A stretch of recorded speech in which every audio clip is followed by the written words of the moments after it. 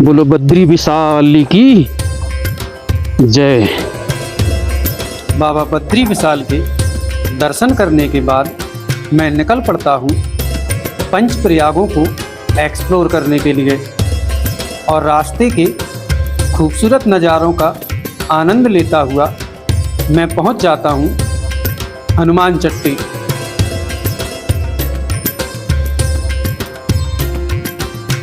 हनुमान चट्टी के बाद मैं निकलने वाला था विष्णु प्रयाग के लिए। देखो ये रही ये पूरी, और नदी के किनारे किनारे चल रहे हैं। नदी का नाम है अलकनंदा। बद्रीनाथ से ऋषिकेश जाने वाले मार्ग पर सबसे पहले आता है विष्णु प्रयाग। विष्णु प्रयाग में अलकनंदा और धौलीगंगा नदियों का संगम है।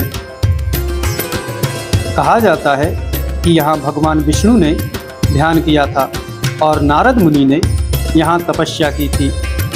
एक कथा अनुसार नारद मुनि ने यहाँ भगवान विष्णु को प्रसन्न करने के लिए तपस्या की थी, इसीलिए इस संगम का नाम विष्णु प्रयाग पड़ा। तो भाई ये है चमोली।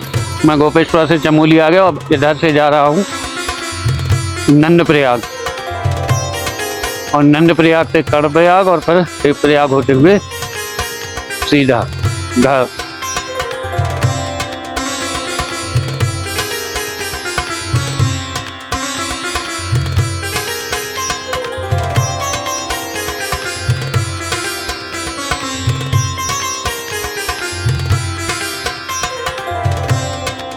तो भैया गोपेश्वर से चमोली और चमोली से नंदप्रयाग आ गया हूं मैं। चलते हैं आपको दिखाते हैं नंदप्रयाग, जहां पर नंदाकिनी और अलकनंदा का संगम है। इस रूट से चलेंगे ना, उधर ये सीधा आओ और इस रूट को पकड़ दो, जाकर के संगम पर ही मिलेगा। अब मैं आ चुका हूँ नंदप्रयाग, जहाँ पर अलकनंदा और नंदाकिनी नदी का संगम होता है। नंदप्रयाग का नाम राजा नंद के नाम के आधार पर पड़ा है। कहते हैं कि राजा नंद ने यहाँ पुत्र प्राप्ति हेतु भगवान से प्रार्थना की थी और यज्ञ किया था, इसलिए इस प्रयाग का नाम नंद प्रयाग पड़ा। हल्के हरे रंग के साथ बहती हुई ये धारा नंदाकिनी रिवर है और मटमैले पानी के साथ बहती हुई धारा अलकनंदा रिवर है।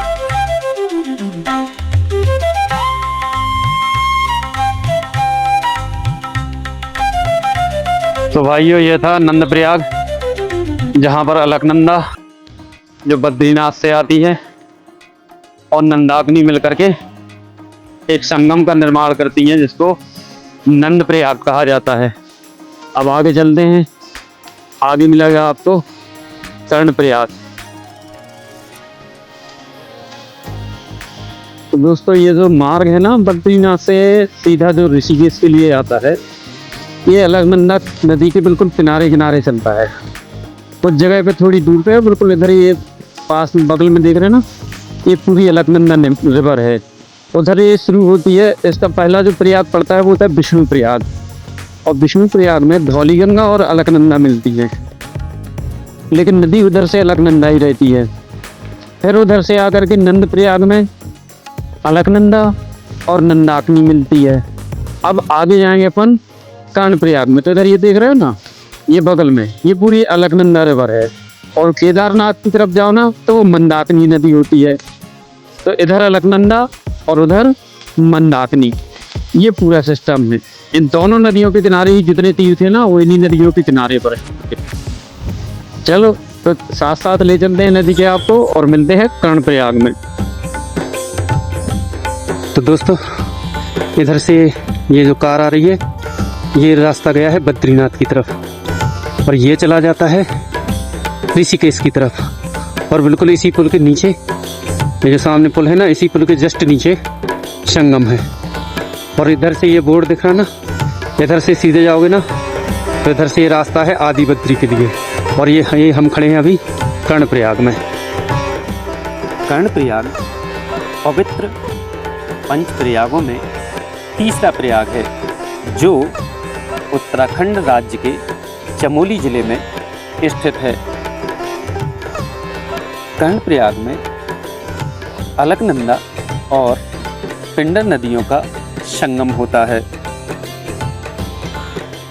यहाँ कर्ण मंदिर और उमा देवी मंदिर स्थित हैं, जो इस स्थान के धार्मिक महत्व को दर्शाते हैं।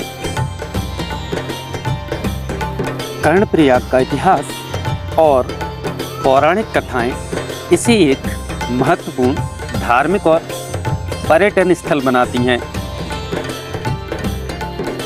एक पौराणिक कथा के अनुसार यह वही स्थान है जहां पर महाभारत के वीर योद्धा कर्ण ने भगवान सूर्य देव की तपस्या की थी, और कर्ण की तपस्या से प्रसन्न होकर के भगवान सूर्य देव ने कर्ण को अभेद्य कवच और कुंडल वरदान में दिए थे।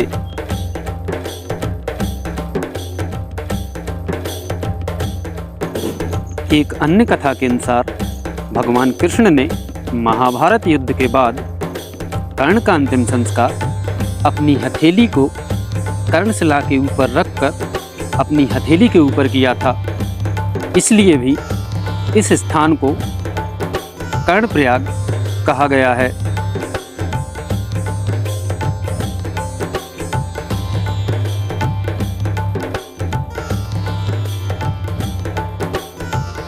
ये है अलकनंदा रिवर और ये है आपकी पिंडर रिवर, और इस यहाँ पर दोनों नदियों का संगम होता है। क्या बात है भाई, क्या जबरदस्ती है। ये अलकनंदा और ये पिंडर, और देखो आपस में मिल रही ना, पानी लगभग दोनों का एक सा है। ये पिंडारी ग्लेशियर से आ रही है और ये बद्रीनाथ से आ रही है। उधर नंदप्रयाग है और ये कर्णप्रयाग है भाई।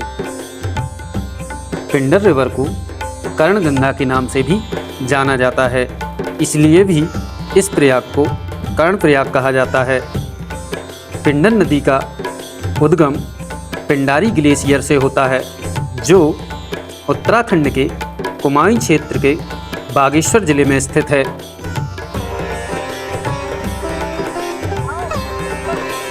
क्या ढूंढ रही है दीदी? शंकर जी? ठीक ठीक।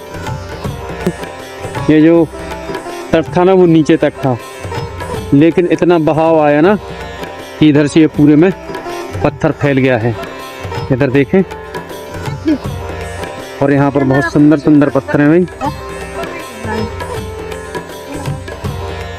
भाई ये पत्थर देखो कितने सुंदर पत्थर हैं। देखो ये वाला, देखो ये कर्णप्रयाग में है और कितना सुंदर पत्थर है। देखो यार ये कितना सुंदर पत्थर है। यहाँ पर जितने भी पत्थर है ना बड़े खूबसूरत है। देखो लोग इधर इनमें कुछ ना कुछ ढूंढने का प्रयास कर रहे हैं। कोई शंकर जी तो कोई कुछ ढूंढने का प्रयास कर रहा है। और चलो भाई चलते हैं अगले प्रयाग की तरफ और मिलते हैं आपको वहीं पर। हर हर महादेव साथियों, मैं अभी आ चुका हूँ रुद्रप्रयाग, और यहाँ पर आपको पुनः एक प्रयाग में लेके आया हूँ, जहाँ पर अलकनंदा और मंदाकिनी नदी का संगम। तो आइए ले चलते हैं आपको संगम तट की तरफ। भाई ये है अलकनंदा रिवर नदी, इसको पार करके पुल को अभी चलना है संगम की तरफ। रुद्रप्रयाग अलकनंदा और मंदाकिनी नदियों का संगम स्थल है, जो हिंदू पौराणिक कथाओं और आध्यात्मिक महत्व के लिए प्रसिद्ध है। गाड़ी आ जाती ना उधर तक। इस संगम का नाम भगवान शिव के एक पहलू रुद्र के नाम पर रखा गया है। रुद्रप्रयाग अलकनंदा और मंदाकिनी नदियों के संगम पर स्थित है, जहां अलकनंदा नदी बद्रीनाथ से आती है और मंदाकिनी नदी केदारनाथ से आती है। पौराणिक कथाओं के अनुसार नारद मुनि ने संगीत में महारत हासिल करने के लिए भगवान शिव से यहाँ प्रार्थना की थी और देवों के देव महादेव ने नारद मुनि को रुद्र के रूप में दर्शन दिए थे। इसीलिए इस स्थान का नाम रुद्रप्रयाग पड़ा। एक अन्य कथा के अनुसार भगवान शिव ने यहाँ पर तांडव नृत्य भी किया था।